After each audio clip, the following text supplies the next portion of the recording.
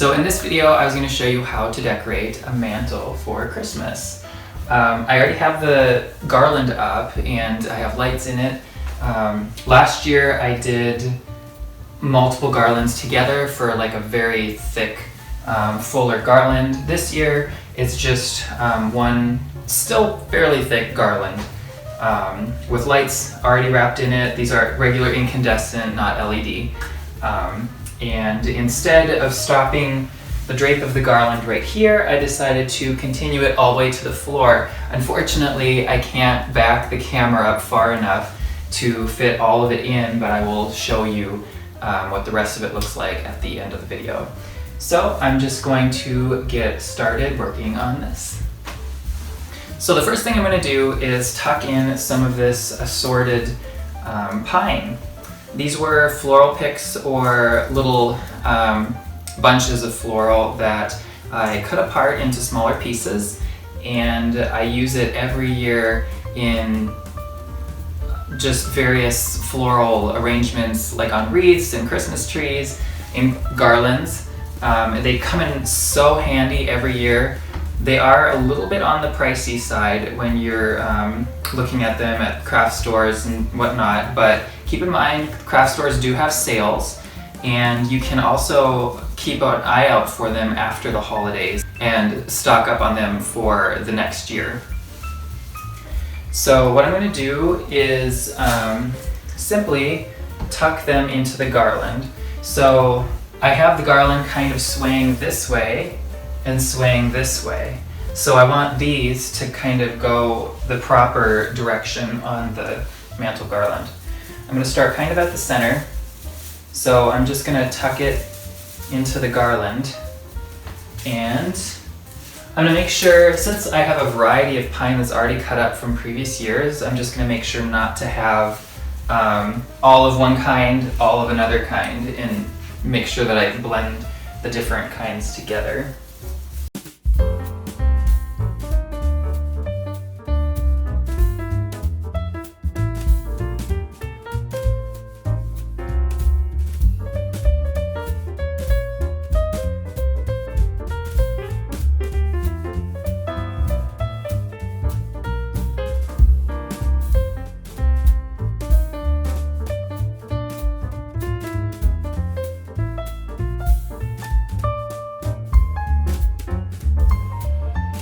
So before we go too much further, I was going to add my bows. So I kind of wanted to have a bow on either corner. This would give it more of the over-the-top classic Christmas look. And so I was going to show you how I was going to make these bows. So first I'm going to unravel some ribbon.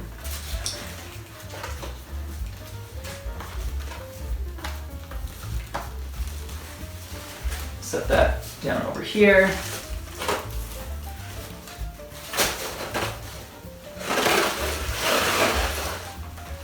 Okay, so I want two tails, and so I'm going to leave a little ribbon for the first one. So all I'm going to do is take my ribbon, fold it over and make a loop. And then I'm going to take it, pinch the bottom there, and make another loop. And I'm just going to keep doing this until I have enough loops for the look that I'm going for. I always kind of like odd numbers, but I think I'm going to make 7. Now don't be too concerned. They don't have to be exactly the same size, but you just roughly want them close, because then when you spread them out, they'll look better. So we have 4, a little more ribbon.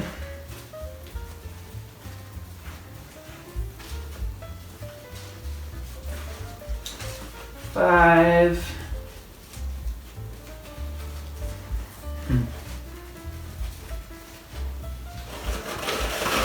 More ribbon. There we go. Okay, so I have 5 loops. I come around, do 6, fold that back like that for the 7th. Okay, so I have 7 loops for my bow. This will be fairly full, but not too full. So what I'm gonna do is then, these are both gonna be tails. I'm gonna fold the tails upwards and fold this one upwards. Because my plan is to have this little chunk that I can tuck in to the garland. And I mean, you could use this for trees and whatnot too, but next I'm going to take a piece of wire. So I already cut myself a long piece of wire. This can be used to attach it to the garland, but it also is great for collecting the ends here. So, as you can see, I have all my loops collected nicely, and the ends are a little uneven, but you know, that's okay. You just don't want any ends too low because they'll pull out. So basically what I'm gonna do is I'm going to just scrunch this, and then I'm gonna use wire wrap. I'm gonna get glitter all over myself, but that's okay. So I'm just gonna wrap that wire around the ends here to secure them. The tighter the better. If you can have somebody help that hold it while you wrap the wire, it'd probably be a little easier. And then I usually fluff this out just a little bit to hold it a little bit tighter. But so right now, here's what you have. You have your loops that you made, the ends that are hanging, one is attached to the spool, and then your 2 little wires. So what I'm gonna do is, I don't like them to be the same length, so I'm just gonna cut the one right here. And let's see, yeah, okay. And I'm just gonna angle cut this one because it's easy and it looks cute. So there we have the start of our bow.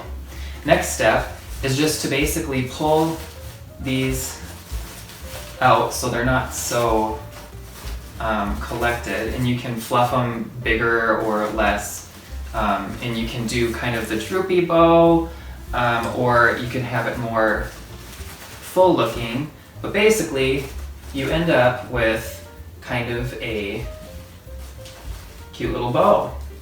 But what I'm going to do is figure out where I want it. I kind of want it to be right about here, so I am going to poke that end into the garland and then use the wire to attach it to the garland. And after I attach it, I can fidget with it a little bit just to get it how I want it. Now, in your process of putting the bow into the garland, it may get a little bit crushed, or maybe it just doesn't look the way that you want it with the garland, and that's okay because you can adjust it. So for now, at least it's attached to the garland. I'm going to kind of work the floral around the bow and turn it so it faces the direction that I want. And then I think I'm just going to let these ends do their thing and just kind of fall like this for now, and then we'll see. So back up, look at it just to see if it looks right.